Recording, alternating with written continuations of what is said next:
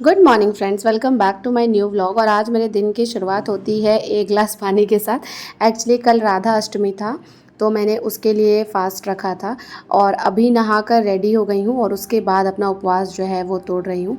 और अभी मैं सोच रही थी ना कि मुझे बहुत सारा काम करना है, कैसे कैसे सारा काम ख़त्म करूँगी, क्योंकि आज ना मुझे अपने हस्बैंड से मिलने मुंगेर जाना है। तो मैंने स्कूल में ना अपना सीएल लगाया है ताकि मैं अपने हस्बैंड के साथ कुछ दिन स्पेंड कर सकूं। अब देखिए, सरकार तो हमें छुट्टी देती नहीं है, तो हमें खुद से ही अपनी छुट्टियां क्रिएट करनी पड़ती है।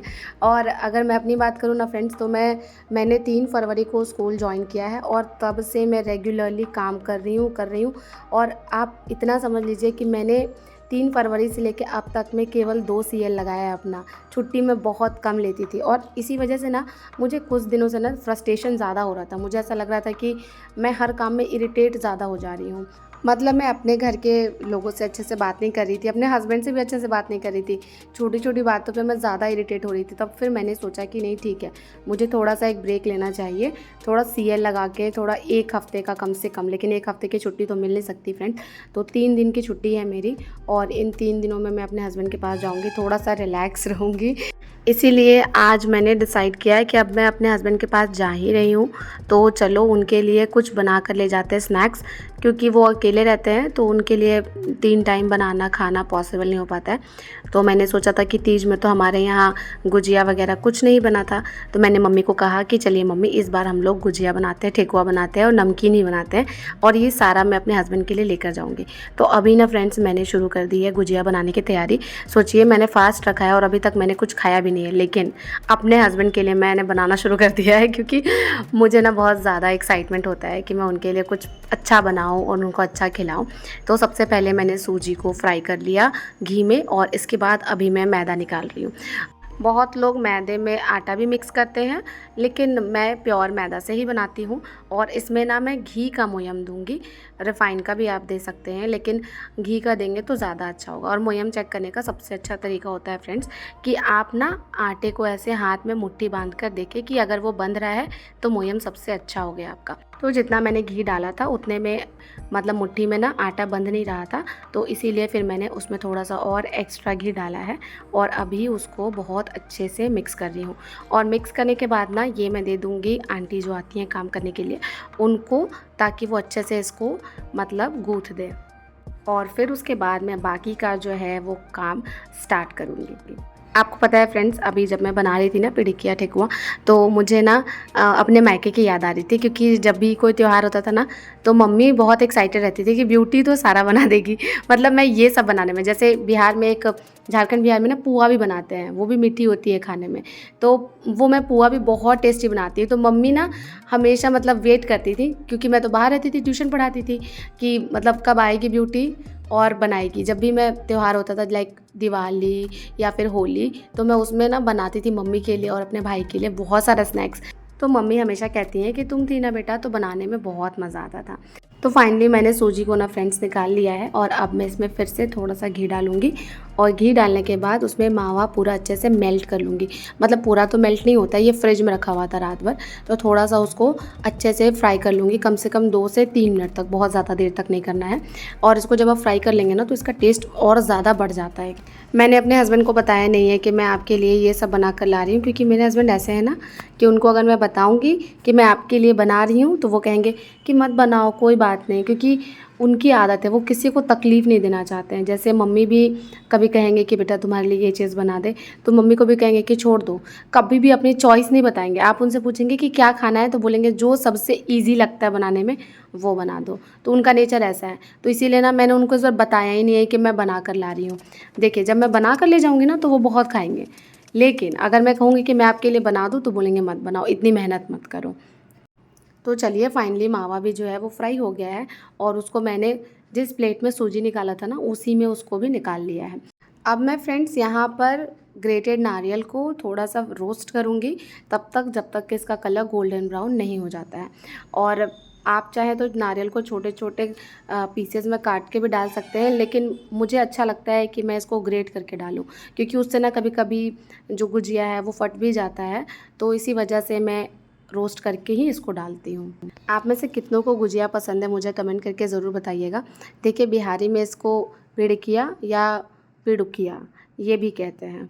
तो हम तो यहाँ पे जनरली पिड़किया ही कहते हैं और हमें पिड़किया बहुत पसंद है। तो ग्रेटेड नारियल को मैंने निकाल लिया है फ्रेंड्स, और अब मैं थोड़ा सा लूँगी काजू और थोड़ा सा बादाम, और इनको मिक्सी में ना थोड़ा सा चला दूँगी ताकि इनका एक दरदरा सा पाउडर तैयार हो जाए। और फिर इस पाउडर को ना मैं क्या करूँगी, थोड़ा सा घी डाल के और थोड़ा सा उसको अच्छे से फ्राई कर लूँगी, उसको भी गोल्डन ब्राउन कर दूँगी। आपका लक्ष्य ये होना चाहिए कि इसमें हर कुछ गोल्डन ब्राउन होना चाहिए, और गोल्डन ब्राउन करने के बाद मैं उसे निकाल लूँगी। और इतना ही नहीं, इतना करने के बाद आपको थोड़ा सा चीनी भी मतलब पीस लेना है मिक्सी में, और पीसने के बाद चीनी भी इसमें ऐड करना है। आप खड़ी चीनी भी ऐड कर सकते हैं, लेकिन उससे ज़्यादा अच्छा रहता है कि पीस के आप डालें। तो फाइनली देखिए ये कितना टेस्टी दिख रहा है अभी, और जब इसको हम मिला लेते हैं ना पूरा और उसके बाद खाइएगा तो उससे भी ज़्यादा टेस्टी लगता है। और अभी मैंने वो जो है मसाला गुजिया का वो बना दिया अच्छे से, और बाहर मम्मी को कह दिया है कि मम्मी आप बेल कर इसको भरने की तैयारी कीजिए। और इस तरफ अब मैं बना रही हूँ सब्ज़ी। मैं सब्ज़ी आज खुद से बना रही हूँ इसलिए क्योंकि आज मेरा फास्ट था, तो मुझे अपने हाथ की सब्ज़ी ज़्यादा अच्छी लगती है, तो इसलिए मैंने सोचा कि नहीं, अपने से खुद से बनाऊँगी और तब खाऊँगी। क्योंकि फ्रेंड्स पता है आपको, इस बार ना मेरा बहुत सारा उपवास हो गया।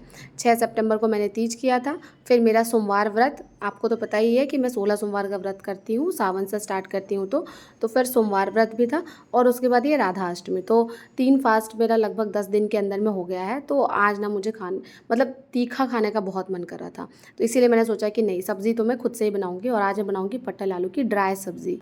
आप में से बहुत लोग कभी कभी कमेंट करते हैं फ्रेंड्स कि दी वेट थोड़ा कम करो, वेट थोड़ा कम करो।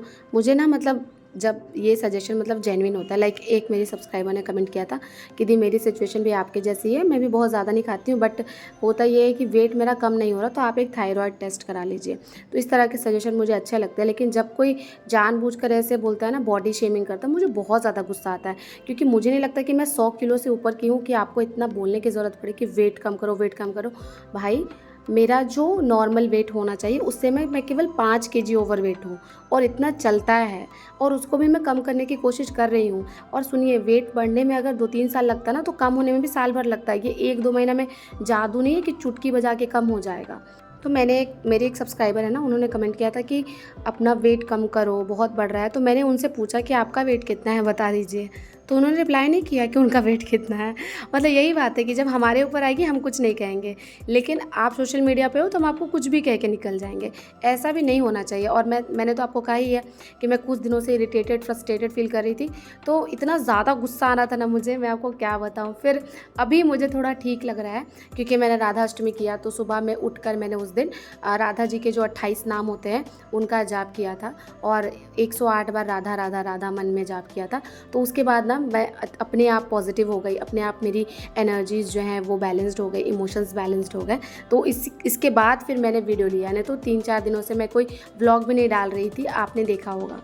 और फाइनली मेरी सब्ज़ी अब देखिए बनकर तैयार है, और ये देखने में जितनी टेस्टी थी ना फ्रेंड्स, खाने में उससे भी ज़्यादा, क्योंकि मुझे पता नहीं, मुझे ना ड्राई सब्ज़ी ज़्यादा अच्छी लगती है। मतलब जो आपका वो ग्रेवी वाला होता है वो तो अच्छा लगता ही है, लेकिन मेरा प्रेफरेंस होता है कि मैं ड्राई सब्ज़ी खाऊं। और अब यहाँ पर मैं, मम्मी और पापा, हम तीनों मिलकर पिड़किया को भरेंगे। और आपको पता है ये जो पिड़किया भरने का काम होता था वो मेरे हस्बैंड करते थे, तो इस बार तो मेरे हस्बैंड है नहीं, तो इस बार मैं मतलब हम सब उनको मिस कर रहे थे, और हम यही बात कर रहे थे कि अभी बिट्टू होता तो देखो वो सारा पिड़किया जल्दी भर देता। पापा को आ ही नहीं रहा था करने, और इसी के कारण ना हम लोग पापा का मजाक भी बहुत बना रहे थे। और यहाँ पर मैं मम्मी को बता रही थी ना कि मम्मी मुझे हाथ से भी बनाने आता है, जो हाथ से पिड़किया का डिज़ाइन होता है ना, मुझे 2-3 डिज़ाइन आता है फ्रेंड्स। कभी मौका मिलेगा तो आपको अच्छे से करके दिखाऊंगी, लेकिन यहाँ तो अभी अपनी सासू माँ को इम्प्रेस करने में लगी थी, उनको बता रही थी कि देखिए मुझे हाथ से भी करना आता है। तो मैंने उनको कहा कि छोटा छोटा आप बेलिए और मैं उसको हाथ से करके आपको दिखाती हूँ। और यहाँ देखिए हम सब हंस रहे हैं क्योंकि मम्मी ने पापा का मजाक बना रही थी। पापा को भरने ही नहीं आ रहा था, तो इस वजह से उनका भी मजाक बन रहा था, लेकिन हमें बहुत मज़ा आ रहा था।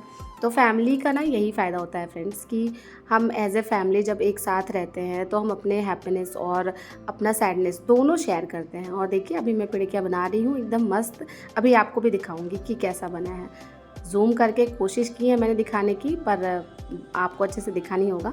अच्छा फ्रेंड्स, मुझे एक कमेंट आया था जिसमें मेरे एक सब्सक्राइबर ने लिखा था कि दी मेरी घर में पैसों की कमी है, तो इस वजह से मैंने प्राइवेट जॉब जॉइन कर ली। आप बताइए कि मैं टीआरई 4 की तैयारी करूं या मैं प्राइवेट जॉब जॉइन कर लूं। तो देखिए फ्रेंड, मैं आपको यही कहूँगी कि अगर आपको कम से कम सुविधा में भी रहना पड़े तो रह लीजिए।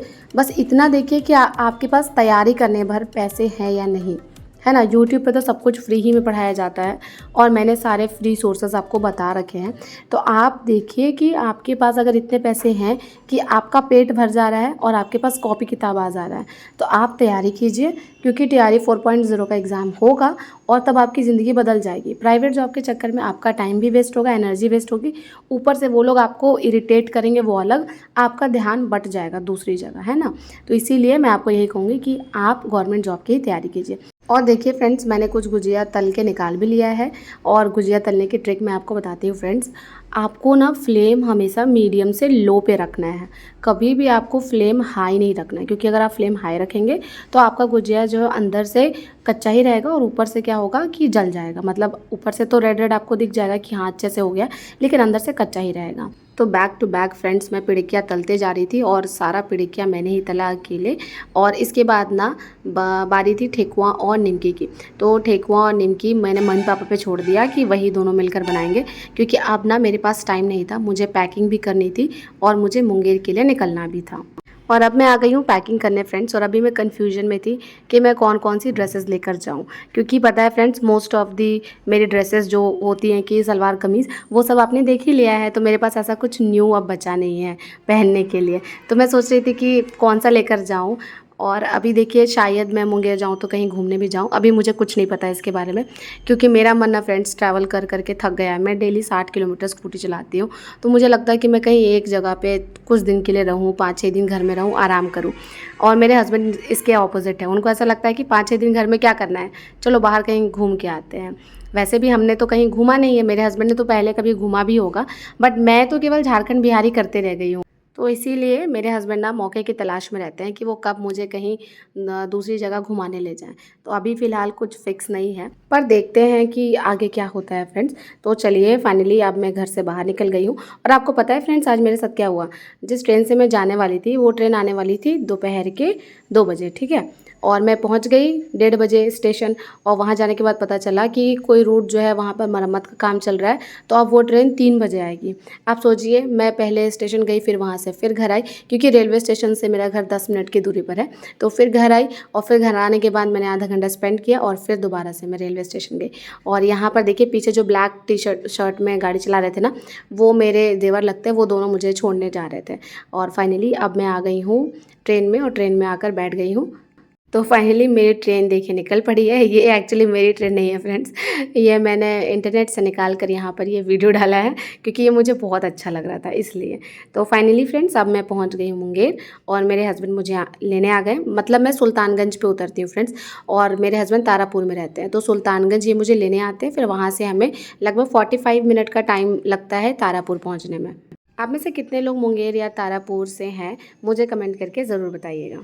और सुल्तानगंज में ना फ्रेंड्स बहुत सारे कांवड़ियाँ हैं जो कि उतरते हैं और महादेव को जल चढ़ाने जाते हैं, तो उनको देखकर ना बहुत अच्छा लग रहा था मुझे।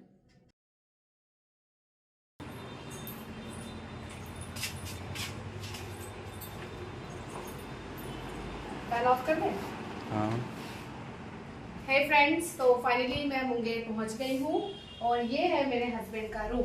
और जब मैं पिछले बार आई थी ना फ्रेंड्स, तो ये इतना डेकोरेटेड नहीं था, इस बार इन्होंने बहुत अच्छे से डेकोरेट करके रखा है।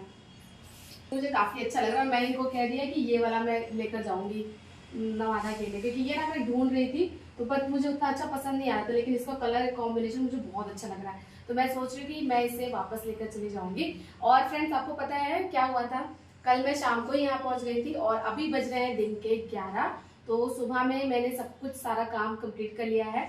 और मैं आपको बताऊं, हमेशा मैं कंप्लेन करती थी कि मैं ऐसे रहती हूँ वैसे रहती हूँ, मुझे इतनी तकलीफ है, इतनी दिक्कत है। और मेरे हस्बैंड ना कभी भी मतलब हमेशा मेरी बातों को बस सुनते थे और मुझे समझाते थे कि अच्छा कोई बात नहीं, इसका ये सोल्यूशन हो सकता है, इसका वो सोल्यूशन हो सकता है। लेकिन जब मैं यहाँ आई तब मुझे समझ में आया कि इनको भी बहुत ज़्यादा दिक्कत होती है रहने में।